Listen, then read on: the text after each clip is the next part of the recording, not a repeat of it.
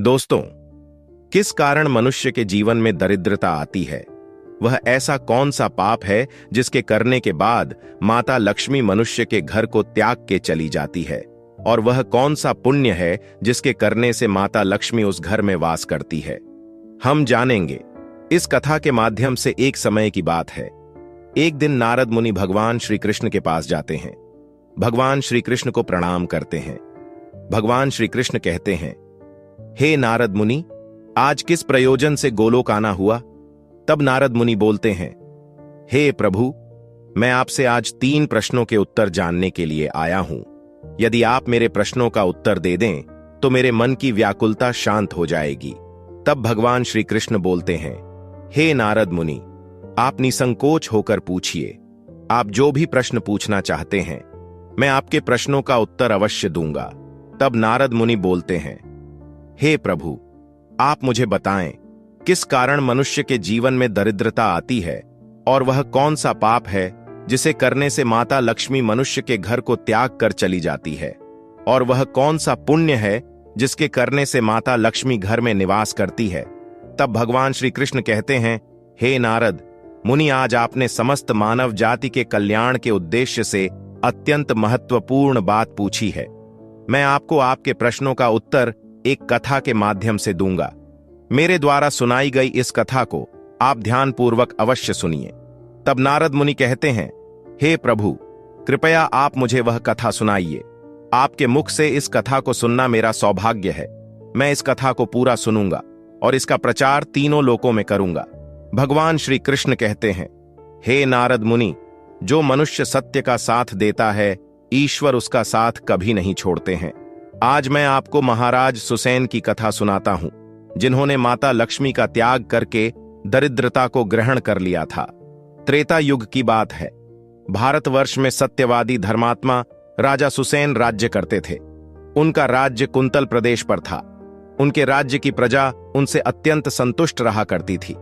महाराज Susan बड़े दानवीर और वचन का पालन करने वाले थे। वह सदैव अपनी प्रजा के हित का ही विचार करते थे। महाराज सुसैन इतने दयालु थे कि उनकी महानता का परिचय इस बात से पता चलता है। जब भी उनके नगर में कोई भी साधारण मनुष्य बिक्री करने के लिए बाजार में अन्न वस्त्र आदि कोई वस्तु लाता और यदि वह वस्तु सन्य काल तक नहीं बिकती तो उसे राजा स्वयं खरीद लिया करते थे, ताकि उनके राज्य से कोई खाली हाथ ना जा सके। अपनी प्रजा के हित के लिए राजा ने यह सत्य की प्रतिज्ञा की थी। सन्य काल होते ही राजा के सेवक शहर में भ्रमण करते और जब वे किसी को कोई वस्तु लेकर बैठा हुआ देखते जिसे किसी ने खरीदा ना हो, तो महाराज के सेवक उस व्यक्ति से उन वस्तुओं की कीमत पूछते और उसकी इच्छा और जरूरत के अनुसार उस वस्तु की जो भी कीमत होती वह कीमत देकर उसकी वस्तुओं को खरीद लेते थे। इस प्रकार से महाराज के ऐसे दयालु स्वभाव को देखकर अनेक लोग प्रसन्न होकर उनकी महानता की चर्चा करने लगे। महाराज सुसैन की कीर्ति तीनों लोकों में होने लगी। देवता भी उनकी प्रशंसा करने लगे। जब यह बात धर्मराज को पता चली तो एक दिन स्वयं धर्मराज ने ही महाराज सुसैन की परीक्षा लेने की सोची। फिर एक दिन स्वयं धर्मराज एक ब्राह्मण का वेश धारण करके महाराज सुसैन की नगरी में प्रकट हुए। उन्होंने अपने साथ टूटी फूटी चीजें, कूड़ा करकट और कचरा एक पेटी में भर लिया। अर्थात उन्होंने दरिद्रता पेटी में भर ली और उस पेटी को लेकर वे सत्यवादी महाराज सुसैन के नगर में उनकी परीक्षा लेने के लिए पहुंच गए। धर्मराज उस नगर के बाजार में उस दरिद्रता वाली पेटी को बेचने के लिए बैठ गए, किंतु कौन व्यक्ति कूड़ा कचरा खरीदेगा? ब्राह्मण रूपी धर्मराज दिन भर वहीं पर बैठे रहे, लेकिन किसी ने भी उनका कूड़ा कचरा नहीं खरीदा। जब सायंकाल हुई तब राजा के सेवक हमेशा की तरह ही बाजार में घूमने लगे। जिसका भी बिक्री का सामान बचा होता उसे वे उचित धन देकर खरीद लेते थे, ताकि कोई खाली हाथ घर ना जा सके। फिर उन सेवकों ने देखा कि एक ब्राह्मण अपनी पेटी लेकर बैठा हुआ है। राजा के सेवकों ने उन ब्राह्मण महाशय के पास जाकर पूछा, हे ब्राह्मण महाराज, आप इस नगर में नए दिखाई दे रहे हैं, क्या हुआ? आपका सामान किसी ने भी नहीं खरीदा, ऐसा क्या लेकर आए हैं? आप अपनी इस पेटी में महाराज के आदेश से हम आपका यह सामान खरीदने के लिए आए हैं। कृपया बताइए, आपकी इस पेटी में क्या है और इसका मूल्य कितना है? तब उस ब्राह्मण ने कहा, हे सैनिकों, मैं इस पेटी में दरिद्रता लेकर आया हूं, अर्थात कूड़ा करकट भरकर लाया हूं, और इसका मूल्य 500 स्वर्ण मुद्राएं हैं।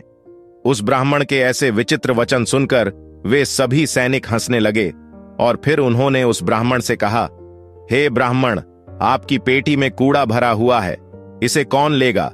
इसका मूल्य तो 1 रुपए भी नहीं है। फिर उस ब्राह्मण ने कहा, हे सैनिकों, यदि इसे कोई नहीं लेगा तो मैं इसे वापस अपने घर लेकर जाऊंगा। मैंने तो सुना है कि आपके महाराज यहां से किसी भी व्यापारी को खाली हाथ वापस नहीं जाने देते, उसकी सारी वस्तु खरीद लेते हैं। लगता है मैंने आपके महाराज के बारे में झूठ सुना है।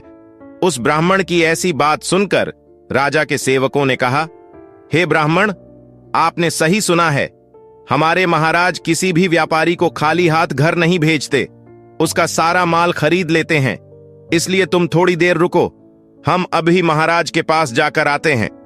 फिर उनमें से एक सेवक महाराज सुसैन के पास जाता है और उनसे कहता है, हे महाराज, आज हमारे नगर के बाजार में एक ब्राह्मण आया है।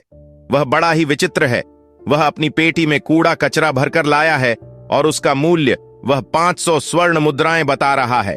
तब महाराज ने कहा, हे सैनिकों, तुम जाकर उसके सामान का मूल्य जो कम से कम हो सके उतना उसे देकर उसका सामान खरीद कर लाओ। उसे उसकी वस्तुएं लेकर वापस मत जाने दो, अन्यथा मेरा वचन झूठा हो जाएगा।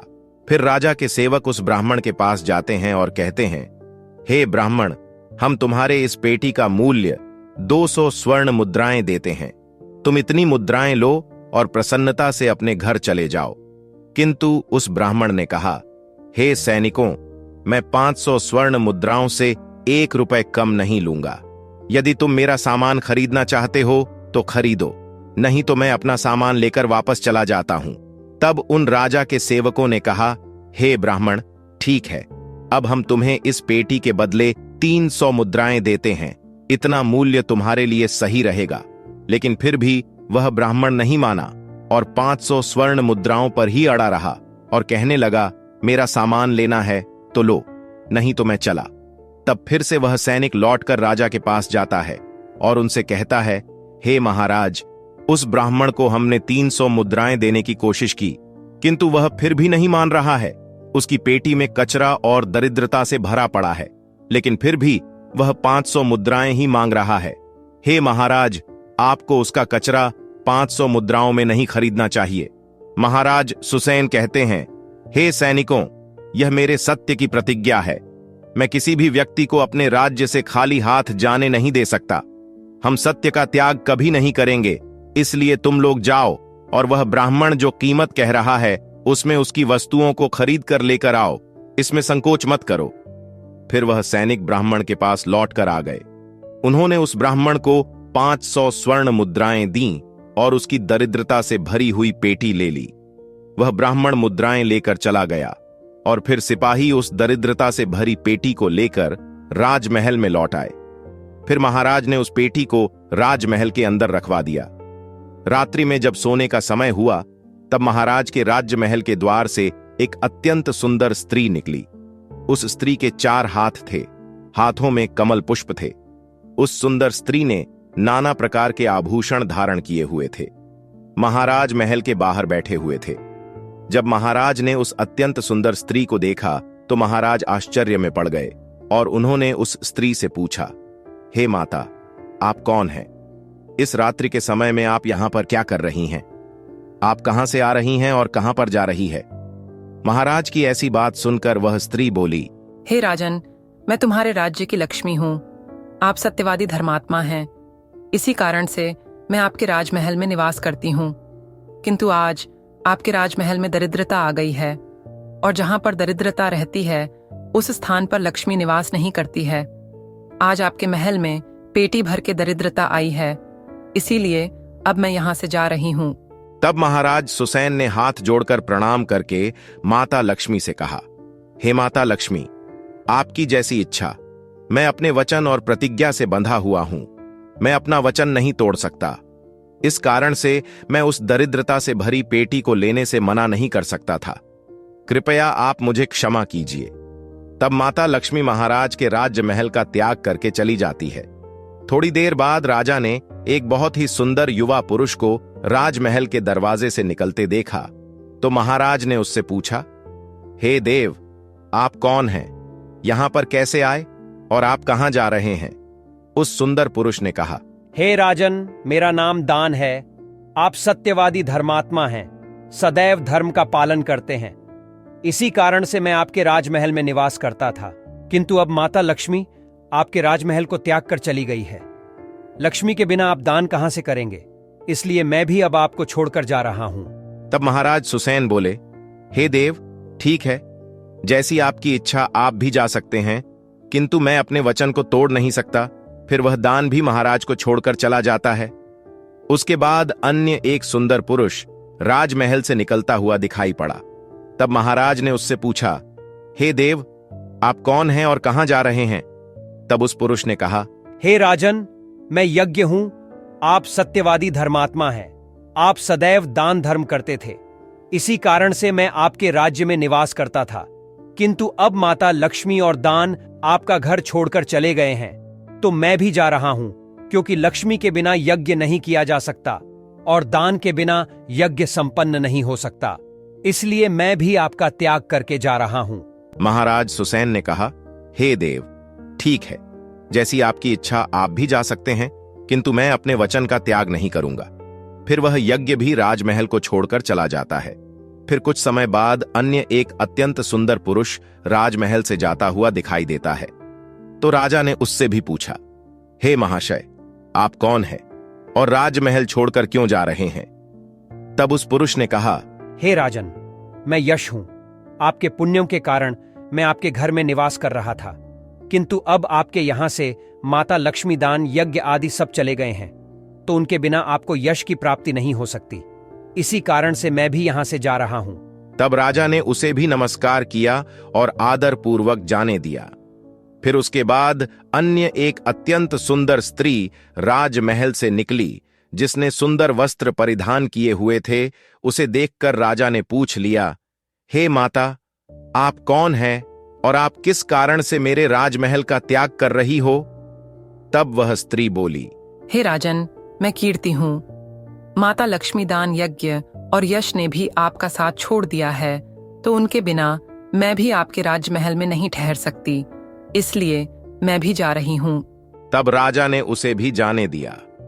फिर अंत में एक अत्यंत सुंदर पुरुष राजमहल से निकला और उसे देखकर राजा ने पूछा, हे देव, आप कौन हैं और आप भी हमारे राजमहल को छोड़कर क्यों जा रहे हैं? तब उस पुरुष ने कहा, हे राजन, मैं सत्य हूं। आप एक सत्यवादी धर्मात्मा राजा है, इसीलिए मैं आपके यहां निवास करता था, किंतु अब आपके यहां से माता लक्ष्मी, दान, यज्ञ, यश, कीर्ति आदि सभी चले गए हैं, तो मैं भी यहां से जा रहा हूं। तब महाराज सुसैन ने कहा, हे सत्य, आप भी मेरा त्याग कर रहे हैं, किंतु मैंने तो आपका कभी त्याग ही नहीं किया। आपका त्याग ना करने के कारण ही सभी मुझे छोड़कर जा रहे हैं। इसीलिए आप मुझे छोड़कर कैसे जा सकते हैं? मैंने अपने सत्य वचन का पालन करने के लिए ही दरिद्रता को अपने घर में रखा था। मैंने संसार के कल्याण के लिए यह वचन दिया था कि मेरे राज्य से कोई भी खाली हाथ नहीं जाएगा। जो भी मेरे राज्य में कोई वस्तु बेचने आएगा, यदि उसकी वस्तु कोई नहीं खरीदेगा तो उसे मैं खरीद लूंगा। इसीलिए मैंने अपने सत्य वचन का पालन करने के लिए उस ब्राह्मण को 500 स्वर्ण मुद्राएं देकर उससे दरिद्रता खरीद ली थी। उसी दरिद्रता की पेटी के कारण माता लक्ष्मी ने आकर मुझसे कहा कि वे उस स्थान पर निवास नहीं करती जिस स्थान पर दरिद्रता रहती है, और माता लक्ष्मी के जाते ही यज्ञ, दान, यश, कीर्ति सब मुझे छोड़कर चले गए हैं। मेरे सत्य वचन का पालन करने के लिए ही मैंने उन सभी को जाने दिया, और अब आप भी मुझे छोड़कर जा रहे हैं। महाराज सुसैन की बात सुनकर वह सत्य बोला, हे राजन, यदि आपने मेरे लिए ही इन सब का त्याग किया है तो ठीक है, मैं आपका राजमहल छोड़कर नहीं जाऊंगा। आप सचमुच बड़े पुण्यात्मा और सत्यवादी हैं, इसीलिए अब से मैं आपके राजमहल में ही निवास करूंगा। और वह सत्य फिर से राजमहल में लौट गया। उसके थोड़ी ही देर बाद एक सुंदर स्त्री लौट कर आ गई। उसे देखकर राजा ने पूछा, हे माता, आप कीर्ति है, अब भी आप मुझे छोड़कर चली गई थीं, तो फिर से क्यों लौट कर आ गई? तब कीर्ति ने कहा, हे राजन, मुझे क्षमा करो। मैं लक्ष्मी, यज्ञ, दान, यश के बिना तो रह सकती हूँ, किंतु सत्य के बिना नहीं। इसलिए जहाँ सत्य रहेगा मैं भी वहीं पर रहूंगी। फिर राजा ने कीर्ति का स्वागत किया और वह राजमहल में चली गई। फिर यश वहां पर लौट कर आ गया। राजा ने उससे पूछा, हे महाशय, आप तो यश हैं, आप मुझे छोड़कर चले गए थे, फिर लौटकर क्यों आ गए? तब उस पुरुष ने कहा, हे राजन, कोई राजा कितना ही बड़ा धनवान हो, किंतु सत्य के बिना उसे यश प्राप्त नहीं हो सकता। इसीलिए जहां पर सत्य विराजमान रहता है मैं भी वहीं पर रहता हूं। सत्य के बिना मैं नहीं रह सकता। ऐसा कहकर फिर यश ने राजमहल में प्रवेश किया। उसके कुछ क्षण बाद यज्ञ भी लौट कर आ गया। राजा ने उससे भी पूछा, हे महाशय, आप क्यों लौट कर आ गए? तब यज्ञ ने कहा, हे राजन, चाहे कोई कितना भी लक्ष्मीपति हो, किंतु बिना सत्य के यज्ञ शोभा नहीं देता है। आप में सत्य विराजमान है, इसलिए मैं भी आपके पास ही रहूंगा। इतना कहकर यज्ञ भी राजमहल में वापस लौट गया। उसके कुछ क्षण बाद दान भी वापस आ गया।